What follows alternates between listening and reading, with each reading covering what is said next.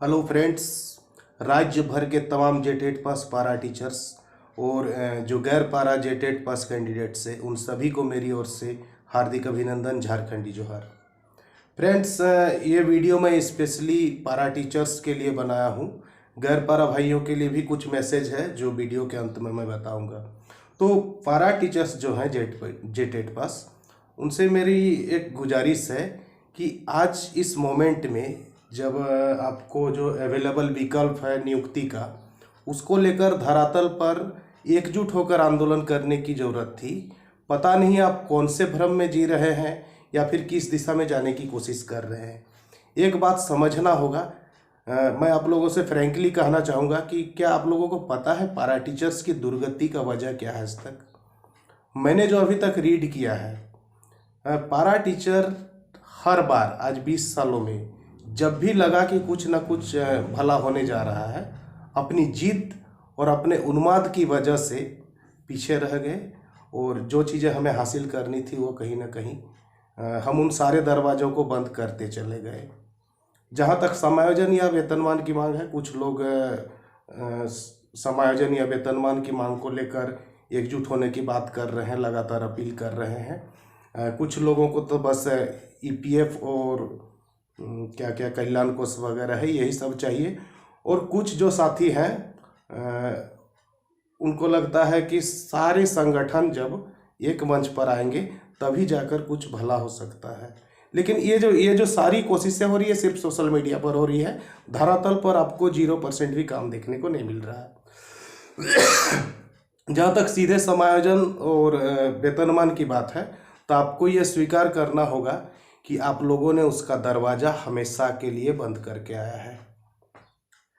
Present में जो हालात है सरकार की, लगातार जो नियम रद्द हो रहे हैं, चाहे वो स्थानीय नीति हो चाहे नियोजन नीति हो, जो भी वजह रही हो, सरकार बड़ी बड़ी घोषणाएं करके सरकार बनाई थी, लेकिन पिछले 3 सालों में वो नियुक्ति नहीं ले पाई है। पारा टीचर्स, आंगनबाड़ी सेविका, मेडिकल कर्मी खैर कुछ ना कुछ रोजगार के रूप में कमा ही रहे हैं, लेकिन जो ये 2023 का जो बाकी का 10 या 11 महीना बचा हुआ है, इसमें सरकार का पूरा फोकस रहेगा जो बाहर बेरोजगार घूम रहे हैं उनको नियुक्ति करने की। आप भूल जाइए इस बात को कि वो जो अपने वर्किंग स्टाफ है उसके लिए कुछ करने जा रही है। तो कुल मिलाकर मेरा संदेश यही था, मेरा आप लोगों से रिक्वेस्ट था कि जिस प्रकार से पारा टीचर्स हमेशा से अपनी जीत पर अड़कर अपने हठ धर्मिता की वजह से हर जगह बेड़ा गर्क करते हुए आया है, आज भी मैं आप लोगों से रिक्वेस्ट करता हूं, अगर मेरी बात आप लोगों को बुरी लग रही हो, लेकिन मेरी ये जो वीडियो है ये आगे भी रहेगी। और जब ये साल भी गुजर जाएगा, हेमंत सरकार का जो कार्यकाल गुजर जाएगा, 2024 में तो खैर इलेक्शंस होने हैं, तो उस दौरान आप लोगों को पता चलेगा कि हमने कितनी बड़ी मिस्टेक की है। सरकार अभी पूरी तरह से सिर्फ और सिर्फ नियुक्ति पर फोकस करेगी और नियुक्ति को लेकर भी उसके पास कोई स्पष्ट विजन नहीं है। उसको जल्द से जल्द नियुक्ति चाहिए। और चूंकि नियोजन नीति को लेकर जैसे सुगबुगाहट है कि वो 2016 से पहले की नियोजन नीति को इम्प्लीमेंट करने जा रही है, तो ऐसा परिस्थिति, ऐसा माहौल बन पड़ा है कि 2012 की शिक्षक नियुक्ति नियमावली को लागू करने के अलावा शिक्षक नियुक्ति के लिए कोई भी विकल्प मौजूद नहीं है सरकार के पास। दूसरी बात है, कुछ लोग सवाल करते हैं कि 2012 नियुक्ति नियमावली से सभी पारा शिक्षकों का भला नहीं होगा।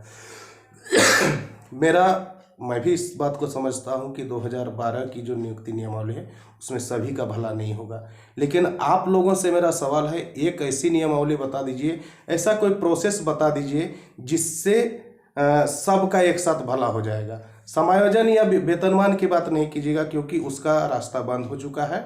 जो भी होना था, हमने पिछली जो एकीकृत के साथ वार्ता की थी उस दौरान ही हमने सब कुछ खत्म कर डाला है, और जो रहा सहा जो उम्मीद था उसको कोर्ट के डिसीजन ने हमें बैकफुट पर धकेलने का काम किया है। तो अगर कोई आपको लगता है कि कोई ऐसा रास्ता जिसमें 100% सभी का कल्याण होगा, देखिए एकीकृत के साथ रहते हुए एक साथ तमाम 65,000 पारा शिक्षकों को वेतनमान देने की जो बात चली, जो जिद रही, उस वजह से सभी महरूम रहे इससे। और आगे भी अगर आप सोचते हैं कि 2012 नियमावली से कितने लोगों को फायदा होगा। मेरा मानना है कि एटलीस्ट 14-15 हज़ार की संख्या में जेटेट पास पारा टीचर्स हैं, तो कम से कम 13 हज़ार तो जरूर सेटल हो जाएंगे, मुझे इसकी उम्मीद है। अदरवाइज कोई भी ऐसा नियम, कोई भी ऐसा प्रोसेस नहीं है जिसमें आप 100% लोगों का कल्याण कर सकते हैं। इस बात को समझिएगा जरूर। और मेरा क्या है, मैं तो हमेशा से अपील ही कर सकता हूँ, जब तक आप लोग साथ नहीं आएंगे, जब तक इस चीज़ को समझेंगे नहीं, जब तक आप लोग जागेंगे नहीं और जिद नहीं छोड़ेंगे, कुछ नहीं होने वाला है। अदरवाइज मेरा क्या है, प्रयास करते रहिए आप लोग, सोशल मीडिया पर एकीकृत भी कर लीजिए, सोशल मीडिया पर समायोजन भी करा लीजिए।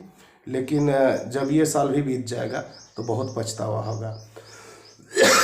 जो गैर पाराजेटेड सफल जो साथी हैं, उनसे भी मेरा कहना है कि आप लोग जरूर एक चैनल से नहीं जुड़े हुए, संगठित नहीं है, लेकिन कम से कम इस बात को समझिए कि सरकार का ये अगर ये जो टर्म है ये बीत गया, बाकी 1 साल का समय बीत गया, तो आप लोग भी फिर कहीं ना कहीं स्क्रैप जिसे कहते हैं, तब आप युवा नहीं रहेंगे, तब आपको नौकरी की कोई गुंजाइश नहीं रहेगी। क्योंकि 1 साल गुजरना मतलब 2024 इलेक्शन में गुजर जाएगा, नई सरकार आते ही कोई बड़ा स्टेप नहीं लेगी। इस बात को समझिए, तब तक आपके पास ना सपने रहेंगे ना समय रहेगा। मुझे उम्मीद है आप लोग एक एक जो जेटेट पास कैंडिडेट हो, चाहे पारा हो या गैर पारा, उस तक इन बातों को पहुंचाएंगे और एक बार ठंडे दिमाग से रिमाइंड कीजिएगा सारे सिचुएशन को। और मुझे उम्मीद है आने वाले समय में हालांकि लगातार मेरी तबीयत खराब ही चल रही है, मैं बीच में ठीक भी हुआ था, फिर से थोड़ी सी तबीयत बिगड़ी है मेरी। वैसे हम लोग नेक्स्ट वीक कुछ बड़ा स्टेप्स लेने जा रहे हैं। हम चाहते हैं कि अंतिम रूप से एक बार डट कर, एक बार पूरी शिद्दत के साथ प्रयास करेंगे, और माहौल भी है, हमें लगता है कहीं ना कहीं कि हम इस पर कामयाब होंगे अगर आप लोगों का साथ रहा तो। मैं 1 से 2 महीना का प्लान लेकर चल रहा हूँ, जिसमें हमें सारी बातों को सरकार से मनवानी है। हमारे पास कुछ रोड मैप्स भी है, मैं आगे बताऊंगा उसमें सोशल मीडिया के जरिए। लेकिन आप लोगों का साथ चाहिए कुल मिलाकर, अगर आपके साथ के बिना ये कुछ भी संभव नहीं है। और फिर से एक बार लास्ट में कहना चाहूँगा कि अगर आपके पास कोई ऐसा उपाय है, कोई ऐसा तरीका है, हाँ, लेकिन सोशल मीडिया से बाहर धरातल पर दिखना चाहिए कि जिससे आप एक साथ सबका कल्याण करा सकते हैं, तो ज़रूर बताइएगा। अदरवाइज हम जिस रास्ते पर आगे बढ़ रहे हैं उसमें आप सब एकदम निश्चिंत होकर पूरे तन मन धन के साथ जुटिए। जय हिंद, जय झारखंड, जय जेटेट पास कैंडिडेट्स।